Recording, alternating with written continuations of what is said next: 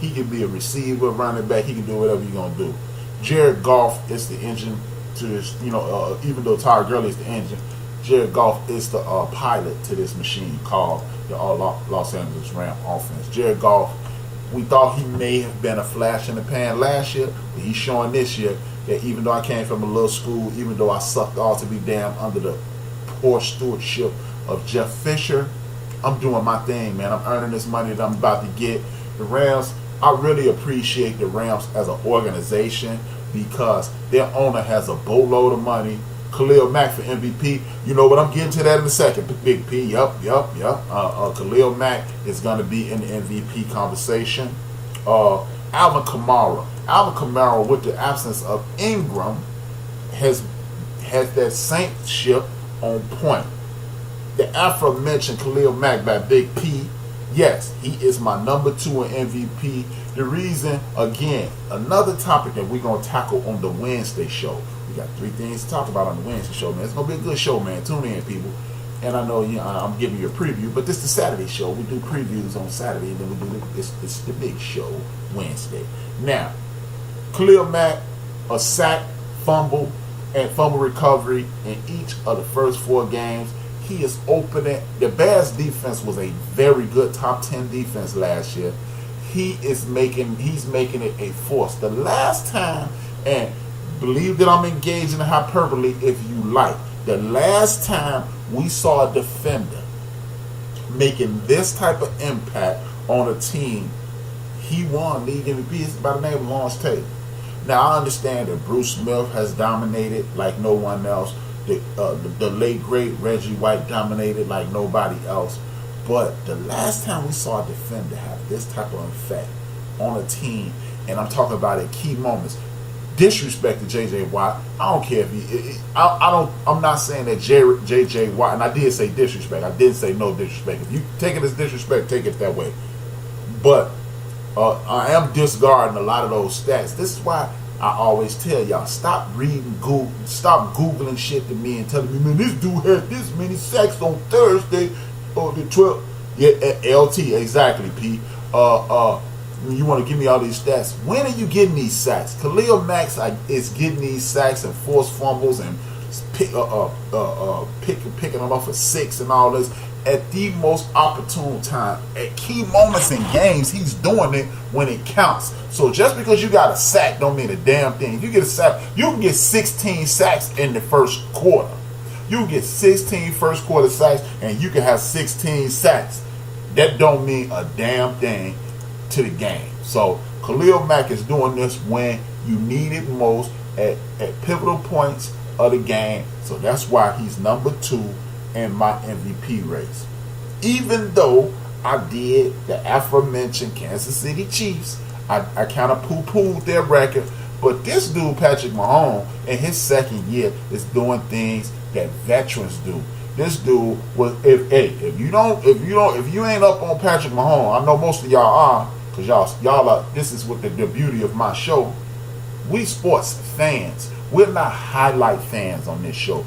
We know the history of the game. We're learning. I'm offering the history of the game, offering tips on the history of the game, and we're gonna do it with a whole lot of fun, talk a whole lot of trash, and we're gonna do it like this twice a week, every week. But Patrick Mahomes is doing things that we haven't seen. The last time we seen a quarterback take the lead by storm like this, it was Aaron Rodgers. Imagine Aaron Rodgers with a better arm. Chiefs, no, I ain't doing no Chiefs. You know, I'm still Red Nation. Win, lose, or tie. Silver and black till I die. No, but hey, man, you got to give it up to the Chiefs, though, man. As of today, if the season ended today, you got to give it to Patrick Mahomes and as the league MVP. This young dude is not throwing interceptions. He's throwing the ball over the field, and the great thing is he has wheels. But you can clearly see when he come out of that pocket, he's looking to get the ball to somebody else. That is a direct result of being properly coached. Again, another topic for Wednesday show.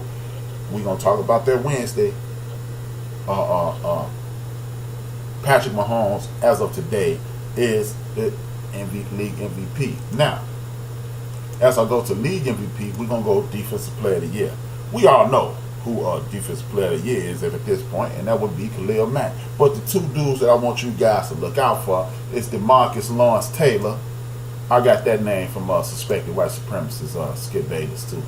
But I liked it, so I stole it. Even suspected white supremacists have some good jokes or something slick to say at once in a while. But DeMarcus Lawrence is a force on that Dallas Cowboy defense. The Dallas Cowboys, nobody was really expecting them to have a great defense. DeMarcus Lawrence is again, timely sacks. He's in everybody's backfield. Keep an eye on him. I'm giving him number 3. And Kiko Alonso, man. The Miami Dolphins shocked the whole world. Kiko Alonso is down there in Miami doing his thing. Even though it's in the silence of Miami, nobody's really looking down there for football anymore. And this is why I keep telling you, again, this is what we're going to talk about Wednesday. Fans versus highlight chasers. And we're going to do that. Kiko Alonso is another guy I want y'all to keep an eye on. Offensive player of the year. Now, when you look at offensive player of the year, that's different from league MVP. You can win offensive player of the year and not win league MVP. And when you do that, that's just one side of the ball. The dude who's number 3 on my list, if it was an offensive player of the year, would be Drew Brees. Drew Brees is down there cutting up, acting a fool, as usual. I ain't a big fan of Drew Brees because of what he opened his mouth and said. I'm not going to get into that because that's not what this platform is for. But I'm not dealing with Drew Brees on that level, but in regards to a professional level, Drew Brees is acting a fool down there. Todd Gurley is doing his thing. He is the udder on that ship called the Los Angeles Rams.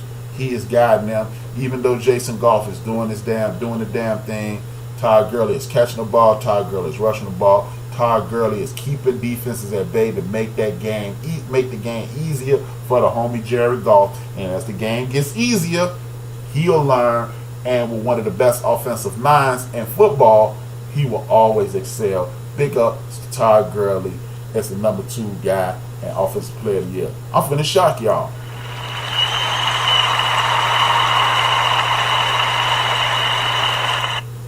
Dallas Cowboy running back Ezekiel Elliott is my offensive player of the year.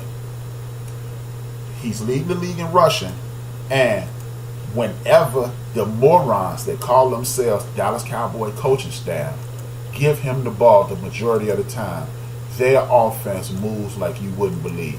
Why he's not getting it, I don't understand that. And just as a sidebar, keep this in mind. As you look at Ezekiel Elliott play football, this is something that you probably didn't know. He's on the exact same trajectory after 29 games as the great Jim Brown. More than likely, he won't. He's averaging Jim Brown averaged 104.2 yards per game. He's like at 106. Keep this in mind. Eric Dickerson was at 111. So we know how that ended. I'm not saying he is going to be better than Jim Brown, because to be better than Jim Brown is that's saying a whole hell of a lot. But the fact that he's on that trajectory puts him right smack dab in my offensive player of the year listing. Now, to teams to keep your eyes on. These are not the best teams in football. I'm just saying, keep your eye on them. They're doing well, and you may not expect or be looking at a lot from them presently, but these are teams to keep your eye on. Top 3 teams. Number 3 team is a dude who I'm not really a fan of, Jay Gruden. Him or his whack-ass brother ruining my damn team, you whack-ass bastard. But anyway, allow me to digress. He's ruining the Raiders, man. All that joke. Well, what's the name of the play, Joe? I know Joe's still in here, man. Something why banana, that bullshit. Back to this. Now, the Washington Redskins. Jay Gruden actually, Miami, Florida State. Yeah, that man. We got an update. Good looking out, Big P, man. Welcome, boy. We got a score update.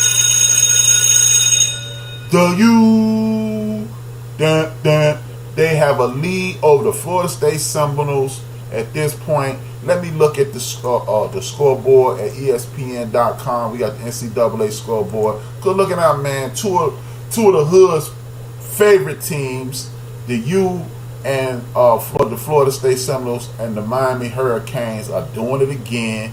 11 minutes to go in the fourth quarter. The Florida State Seminoles with the ball. down 27-28 in the fourth quarter, 4th and 8. Hey, you know what? The Florida State Seminoles duking it out with their old rival, the Miami Hurricanes.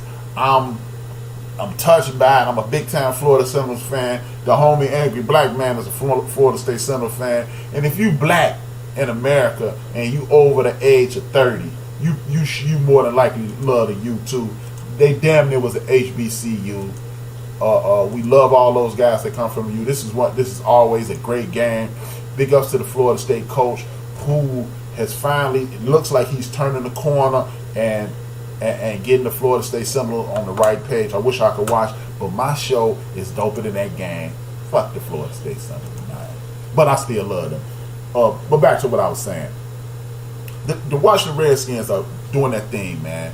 The Washington Redskins doing it big. They're doing good. They have the homie Adrian Peterson looking like a younger version of himself. He's not AD. He's not all day. We're not gonna do that. But he's looking like a more than serviceable back. The Washington Redskins looking like a better than average team. The next team is the Philadelphia Eagles. The Eagles are slowly getting healthy. They got their as the homie Shannon Sharp calls them, Carson Walker 2-1. He's finally back playing. Then you got Alshon Jeffrey back.